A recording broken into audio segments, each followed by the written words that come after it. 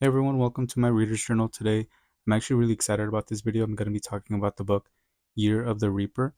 This is how it looks like. It is by Makiia Lucier, and I am not over exaggerating when I tell you that I love this book.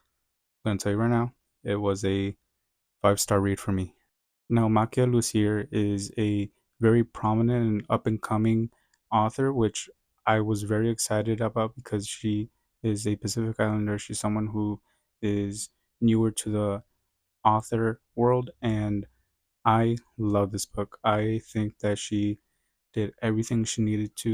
I kid you not, when I started writing the notes for what I wanted to say, there was one word that came to mind, and it was fantastic. Like, fantastic and all the synonyms that are out there. That is what embodies this book. It's fantastic. I love the characters. All of the characters were really well done. I thought they were fleshed out really well. There was one character more towards the end that I wish we had gotten just a little bit more, but with what we got, honestly, I was satisfied. The conflict and the stakes, come on, come on.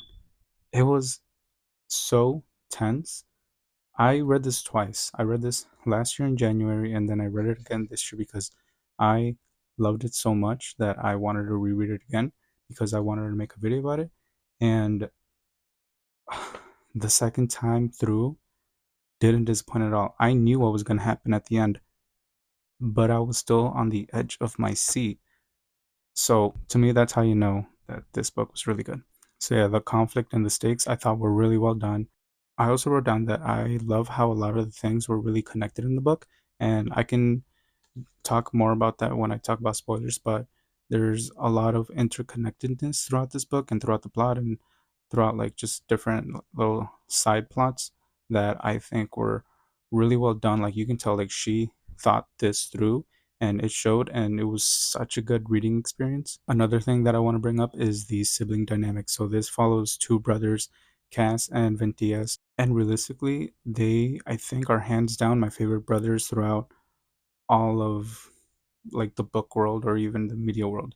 There is not a single brothership that comes to mind right now, but theirs is top tier. They care for each other, but they're also hard with each other in the sense that like you need to get like your shit together in a sense. And I even wrote down one quote that Ventias tells Cassia, and it's not a spoiler quote, so I wanted to read it. That way I can talk about it because I think this quote is so great. It says, "We are not promised a long life, Cassia, just a life. Take what happiness you can, hold tight to it." When I tell you I was gagged. And I think the crazy part is when I first read the book, I don't think I caught to the quote as much, but this time around, it really gravitated uh, to me. And I think part of it is because I already knew what the plot was, so I wasn't really trying to pay attention too much on the plot, and I was really taking in everything else. And I think that's also what made the second time reading so really important and just really good, that I was able to take in everything else that I didn't take in the first time around. And I think that quote was just beautiful. I think it really has depth to it, and I just blown away. But yeah, I have no other words that are non-spoilery. So the rest of this video is going to talk about spoilers. I love the book. I highly recommend it to anybody realistically. So please, please support the author, read it. I I'm going to talk about spoilers now. Okay, so the first spoiler is obviously I'm going to talk about the ending. I think that what was done really well was that twist. The fact that Princess Yehan was the person who was trying to assassinate the queen, who we thought was Princess Yehan, but apparently not. It was Mary. And that whole thing, I was stunned the first time around. And then this second time around, when I was reading it, I was like, well, I know what's going to happen. So let's see how it's being laid out. It was so well done. Like there was just like little things. I remember I texted one of my friends when the group, Cassia and Lena, find the coins and everything, and they find out that the coins were in that trip from Brisa to their place, which I'm blanking on right now, but during that trip at the beginning of the story, and they confront Queen Yahan about it, and then her response is, "Oh, I didn't want to say anything because if I did, then you guys would blame Mary, and if you blame Mary, you would be wrong." And she's right. Like, if she had told them that they that those coins were part of the exchange, then they would have come to the conclusion that like Mary didn't die in that travel, like she survived, and then now she's out for revenge, and it's all because of Mary, when it's not Mary, because Mary is impersonating the queen. And I was like, oh my god, that was such a good reply from her, like where she didn't lie, but like nobody else was able to catch on to it because they didn't know the truth. And then obviously I caught on to it because I knew what was up, but it was so good. So now I do want to touch upon the connectedness that I was talking about earlier. So there was two things that come to mind. One, the toll keeper, and I think his name was Mr. Dimas. I think that connectedness of Cass meeting the toll keeper and putting his body to rest, and then later on having that conversation with I'm gonna call him Mr. Dimas. If I'm wrong, my bad, but having that conversation with Mr. Demas and then finding out that Mr. Demas was the one that basically didn't help the toll keeper. Like maybe he could have survived and lived if he had been taken care of, but just having that connectedness. And then later on in the book, we have the character Pharaoh, who is supposed to kind of be like a friend, but he basically betrays Cass because Pharaoh is a jealous MF that wanted to get with Sloane, I think her name was, and Sloane was smitten by Cass, and also Cass was smitten by Sloane. Like they were starting to have a thing, right? He had kissed her before he had left for his journey, and Pharaoh was obviously jealous as hell. So when he gets word that Cass was captured, he's like, this is my chance. I am going to make sure that that man does not come back so then I can have my girl." And I think it was just so well executed on how things were just being connected. Like Cass was gone for 3 years because he was captured, and then the plague happened, and then the reason why it took so long is because even though he had sent word that he was captured, there was this jealous ex, or not a jealous ex, but there was this jealous friend that didn't want him around, and basically took the opportunity to get Cass out of the picture. And then it was just, oh my god. And then that scene where they chop his hand off, like that whole scene, that whole dinner scene was intense. And I was so tense, and I loved it both times. Both times. I loved it. It was so well done. And I cannot praise this book enough. So, one of the things that I want to do is kind of go to my story graph because I was able to take notes on the book while I was reading. And I wanted to go through some of the notes that I wrote on certain pages. So, once I get that pulled up, then here, let's see, view journal entries. Okay. So, first time around, when I was first reading this, I said, "Yo, I'm loving this." At 13%, I said, "Yo, I'm loving this theory. Johannes, Lena, or maybe Mary." I was completely wrong. Um, then around 30%, I said, "Update. Okay, so Lena is not Johanna or Mira," which I think Mary. Yeah, I wrote down the name wrong. Mary. Apparently, Mary is dead. So far, I have no clue or guesses on who the assassin was. So far, really enjoying the book, taking my time with it. Again, 30%. Then 49% put Vincius, new favorite character. I feel bad for him though. So plot.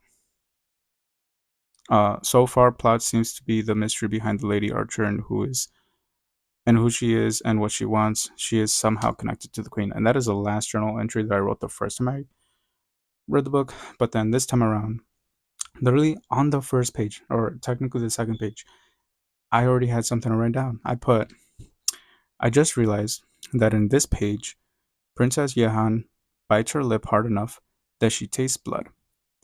And this is probably how she ended up getting the plague through that open wound, since it stated at the beginning that the plague travels through the air. Also, Ventias is one of the envoys that is taking Princess Johan to Oliveras. That was the name of the place. This hints to him knowing the truth later on in the book. So I had this crazy like realization that like obviously we know that Princess Johan is the one that gets the plague and she gets really sick, sick enough that the her group thought that she was going to die, so they leave her behind, and Mary takes her place and becomes the queen, impersonating her.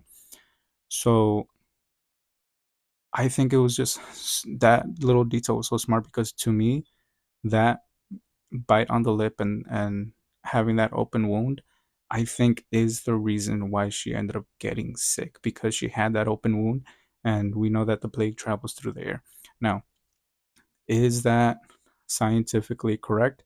Honestly, no clue. I'm a science minor, but I didn't study viruses and diseases like that, so I don't know. But to me, that's what happened, and I thought that was crazy. So then at 11% this time around, I put Cass is able to see ghosts, and we get info that he's been gone for 3 years. He was imprisoned in Brisa, and he had gotten the plague but survived. Pretty normal. Okay. Uh, then also at 11%, Cass has nobility, even though he may not know or care for the queen. He was quick to confront someone who had bad mouthed her, and I thought this really was such a big character trait of his, like his nobility. I also wrote down that as of now, at 13% through the book, Cass has helped bury a dead body to help a soul. He has saved the life of the person who stole his horse and also gave that person a ride, has defended the honor of the queen that he doesn't care for, and has saved the prince from drowning. He does all of that in the first 13 minutes. You're gonna tell me that there is somebody out there that dislikes Cass? I don't think so. That man is a goat. This book is a goat. 21% is talk about Pharaoh, which I already talked about, so I keep going. 36% I put so far. Building on Cass's and Lena's friendship, Cass likes being at home but still feels out of place at times, and he also struggles with people touching him. And that is the last note that I wrote down because then for the rest of the day I was just reading and really taking it in. I do want to touch upon Cass and Lena's relationship. I think that that was so well done because it wasn't a big component. Like you really saw them befriend each other and just take in each other's company. And then just little by little, they started getting more comfortable around each other. And I think that was such a nice, I guess, slow burn in a sense. But like, I would, I would have been okay if they had just been friends. But the fact that their relationship had just those building blocks, and then at the end they do get together, I think was just really well done. That I do like them as a couple. All right, so now I'm gonna talk about the characters in depth now that I'm in the spoilery. So first, obviously, I'm going to talk about Cass. I think Cass's character was so complex and so well done. The fact that he was in prison for 3 years and then he gets a plague and then now he's able to see ghosts and then the interactions that he has with the ghosts. Like, I the first time around when I finished it, I think that was the one part that I wish we had more. That like more interactions with the ghosts and having that as more big plot point. But then this second time around, I notice that throughout the book he does have these interactions, he does see them, and they are a part of it. So this second time around I didn't have that feeling anymore. Like I was actually pretty okay with the amount of ghost stuff. I think the only thing that I just want is a reason to like why he's able to see them. Is it because he almost nearly died and then didn't, and that's why he's able to see the ghosts? I don't know. But there's that. I think everything else, like I said, his nobility, his character, the fact that he has become just a tiny bit more intense, but still like the caring person that he was before, I think is such a good detail. Moving on to Lena, I think Lena was just trying to do her job, and she is a caring person. She wants um, to also preserve history, but also ha- came into this understanding that like history is written by like obviously the people that have survived it, um and not everything is going to be known. So I think that was just really cool development for her. Ventias, he was also kind of a tragic character because he had lost his brother for 3 years, and then during one of his trips, and then he comes back to Oliveras. He finds out that his lover, I forgot the name, had also died from the plague. Like, that man was suffering. But then he gets his brother back, but he still feels guilt, and then he also, because of the fact that he hid the swap from the king, that he feels guilty. And then I'm actually really okay with him taking that choice to like leave and just have time for himself. And I actually hope, realistically, if there is a future book that is on Ventias during this like 5 year gap of him being out and about and like really growing and like developing as um someone past his past, you know? So there's that. I think that The King was really well done because it showed his intensity, it showed his firmness, but also he showed that he cared, right? He cared for his people. He cared for the well-being of not only his country but Brisa. He also cared for his son and his queen. And then even at the end, like he comes to the realization that he's like, wait, why am I sending them away? Like I love them. Why would I do that? And then he goes to like find them. Like, so well done. And then obviously I have to talk about Mary and Jahan. So I think that position that Mary was put is one of the hardest positions that I think anybody in this fantastical world could be put in, right? She was just supposed to go with her best friend to this new country and just be with her while she is um while the queen is ruling around, and she would be right there as her best friend, right? But then Princess Yehan gets sick, and then Princess Yehan's like, I'm not gonna make it. Everybody thinks she's not gonna make it. So then they come to the conclusion that in order to stop the war, Mary has to now impersonate um, Princess Yehan's identity, like basically become her. That way she can marry the king, so that can stop the war.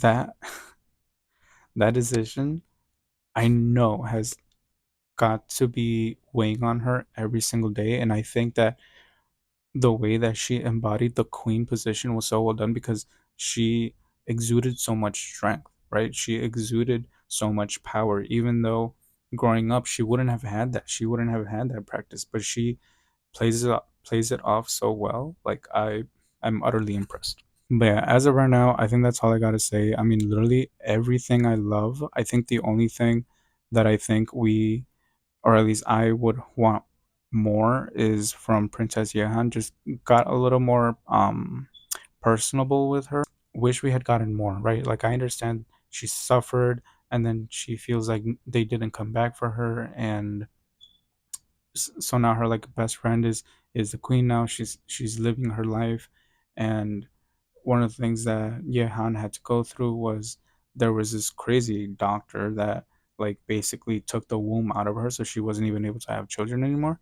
And I like felt for her character. I just wish we had more, right? But other than that, I thought everything else was amazing.